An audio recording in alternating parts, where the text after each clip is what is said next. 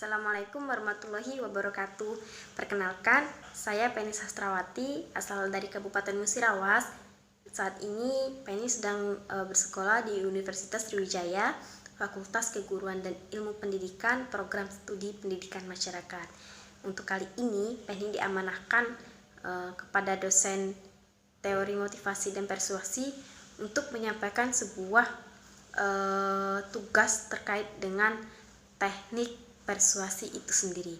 Apa saja nantinya akan Penny jelaskan di akhir atau di channel selanjutnya. Nah, untuk kali ini teman-teman, kita terlebih dahulu mengetahui apa itu persuasi. Teman-teman sekalian sudah pada tahu tentunya apa itu persuasi, mengapa persuasi itu penting. Jadi gini, persuasi itu merupakan sebuah ajakan atau rayuan yang nantinya akan kita terapkan kepada seseorang. Betul atau tidak? Nah, dalam merayu, dalam mengajak tentunya bukan perihal yang mudah kan ya. Jadi butuh sebuah keyakinan. Tentunya keyakinan pada diri kita sendiri. Terpenting itu pada diri kita sendiri. Baru nantinya dapat kita survei, dapat kita terapkan atau dapat kita jalankan kepada seseorang. Bagaimana sih cara merayu seseorang? Otomatis dalam kutip yang positif ya. Nah, bagaimana sih caranya untuk mengajak serta meyakini seseorang agar seseorang tuh yakin atas apa yang kita sampaikan. Nah, pada penasaran kan? Untuk kali ini Penny ingin memberikan sedikit ilmu terkait dengan teknik persuasi. Dalam teknik persuasi ini bahwasanya ada 4 metode nih yang nantinya akan Penny sampaikan. Yang pertama ada metode asosiasi, yang kedua ada metode integrasi, yang ketiga ada metode play off dan fire arousing, dan yang terakhir nanti yang keempat ada metode ishing.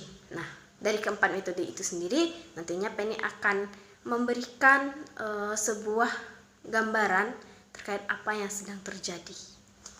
Oke, ikuti Penny terus. Dadah. Jadi dalam 4 metode dari teknik persuasi itu sendiri akan Penny jelaskan satu persatu. Tentunya yang pertama nih ada metode asosiasi itu sendiri. Jadi metode asosiasi itu merupakan penyajian pesan komunikasi dengan menuangkan sesuatu peristiwa yang sifatnya aktual. Aktual kenapa? Ya, sebab di sini kejadian aktual, peristiwa yang saat ini terjadi atau yang lagi marak-maraknya lah, peristiwa yang sedang genting. Kalau kita ketahui nih, juga nantinya akan menarik minat si penerima atau si minat masa itu sendiri kan. Kalau Penny sendiri sih, kalau ada berita yang terkait dengan berita heboh gitu, hits, tentunya kita penasaran ya, kepo istilahnya kan. Nah, untuk itu dari teknik asosiasi ini Penny sedikit memberi contoh. Penny kasih contoh terkait dengan pernikahan dini. Jadi Penny sempat baca, Penny sempat nonton berita juga, bahwasanya ada pada tahun saat ini, tahun 2021 ini sedang terjadinya atau sedang meledaknya pernikahan dini. Entah itu akibat dari virus corona atau apa, kita tidak tahu ya. Jadi pernikahan itu saat ini sedang marak-maraknya terjadi, baik pernikahan yang secara resmi maupun tidak. Nah, untuk itu dari pernikahan tentu juga bakal ada namanya perceraian ya. Sebagaimana kita ketahui, pernikahan dini itu jarang sekali yang namanya sampai ke titik kakek nenek atau sampai ke titik usia sampai titik akhir yang namanya.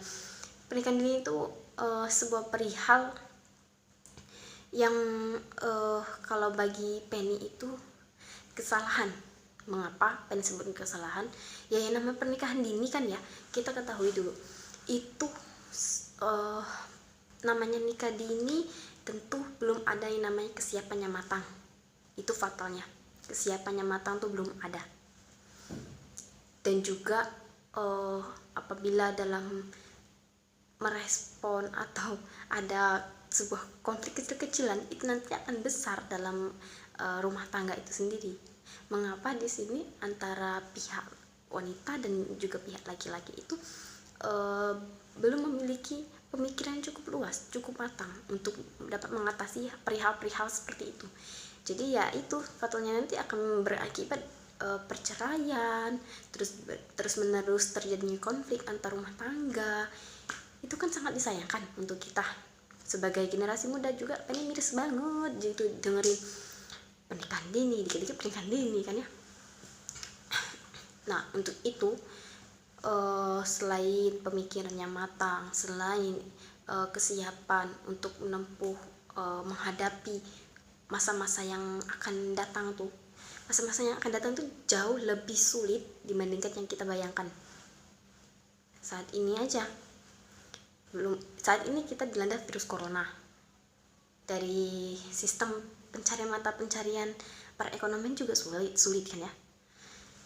Apalagi kita sebagai generasi muda, kalau melakukan pernikahan dini kan sangat disayangkan gitu. Jadi pengen sarankan kepada teman-teman, adik-adik gitu, yang namanya nikah itu ada batas usianya.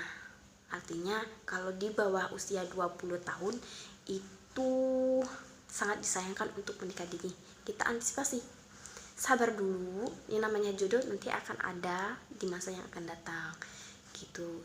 Jadi pesan saya kepada teman-teman maupun adik-adik sekalian, tundalah dulu untuk menikah cepat atau menikah dini, sebab hal tersebut banyaklah ke negatif daripada ke positif. Jadi apabila kita belum siap untuk menghadapi sebuah tantangan yang jauh lebih rumit yang dari kita bayangkan, itu sebaiknya kita jangan melakukan untuk menikah dini. Sabar.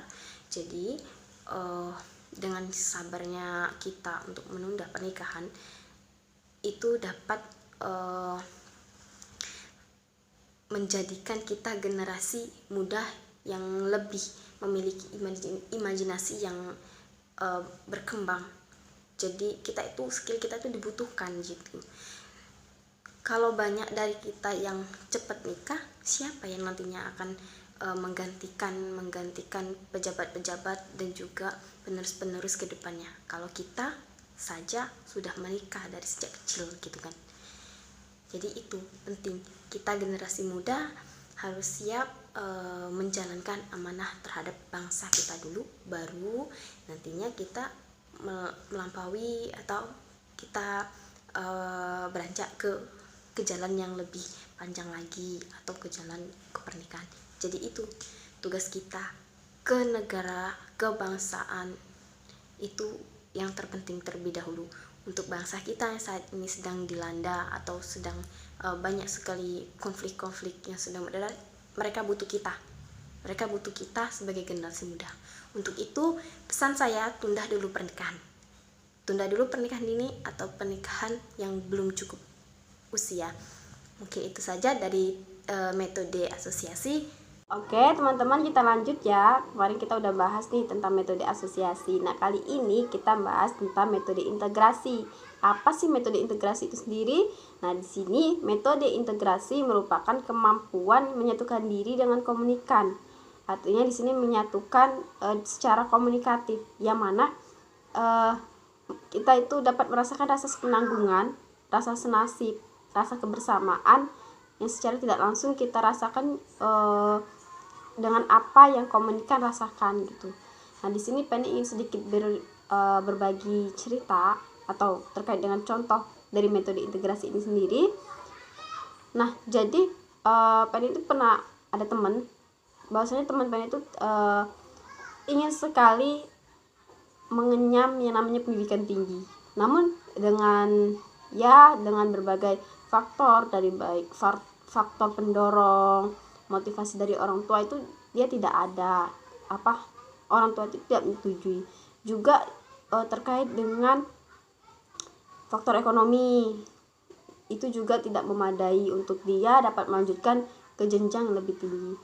Ya, sebagai teman baik, sebagai teman yang udah lama kenal juga, jadi kan di sini saya ikut merasakan kesedihan yang dia alami. Namun di sini peran saya sebagai teman itu dapat mensupport, mendorong agar si teman saya itu, si anak itu tidak patah semangat gitu. Sebagaimana kita ketahui bahwasanya perguruan tinggi di sini tidak 100% menjamin kesuksesan, banyak cara lain gitu. Jadi saya memberi arahan kepada dia untuk tetap semangat lagi dalam menunjang kesuksesan di masa depan dengan cara-cara yang lebih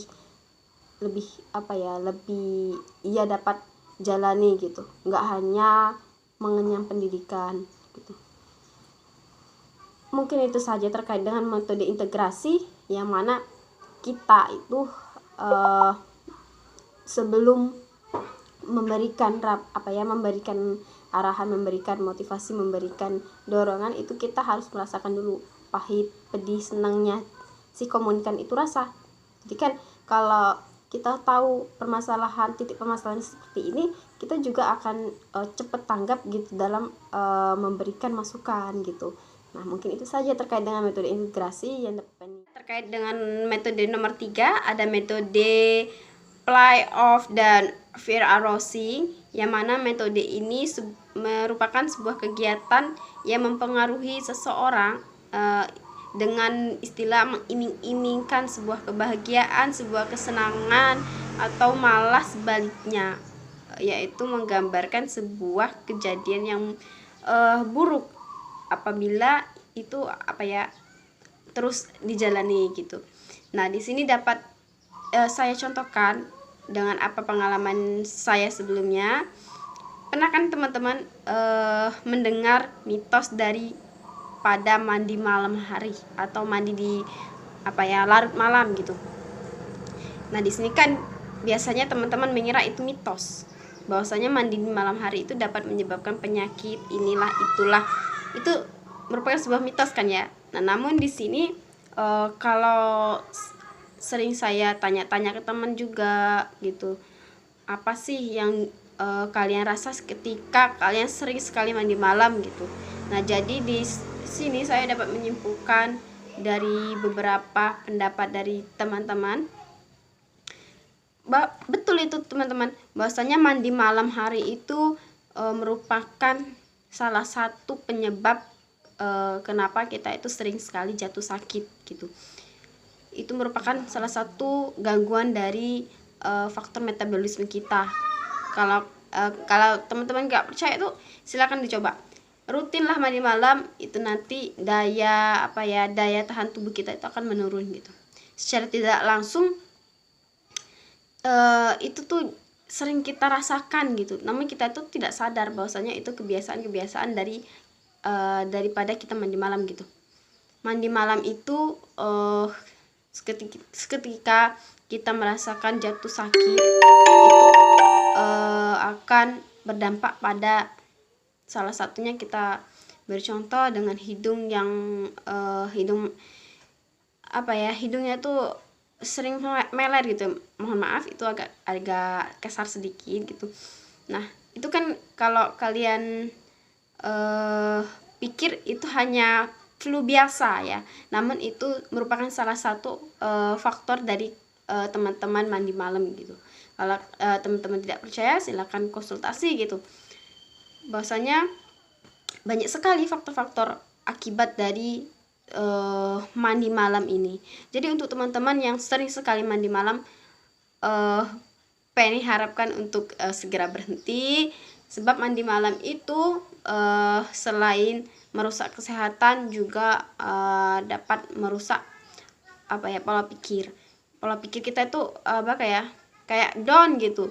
Nah, boleh saja mandi malam asal dengan satu syarat, yaitu seketika suhu atau cuacanya itu baik bagi kita. itu kita diperbolehkan untuk mandi malam gitu. Ada kan tekanan suhu yang dingin gitu. Kalau di malam hari ada yang dingin, ada yang panas sekali gitu kan. Nah itu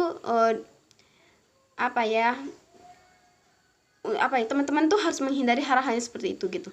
Kalau suhunya terlalu dingin, untuk tidak mandi malam gitu.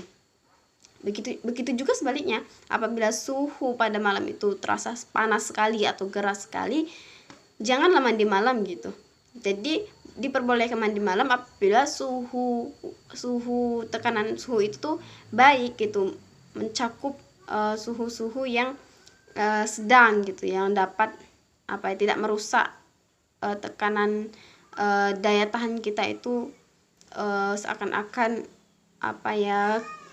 menurun gitu kan ya. Teman-teman bisa kan melihat bahwasanya ada orang yang awalnya itu sehat walafiat. Nah, seketika dia sering sekali mandi malam, dia sering merasakan kelelahan gitu.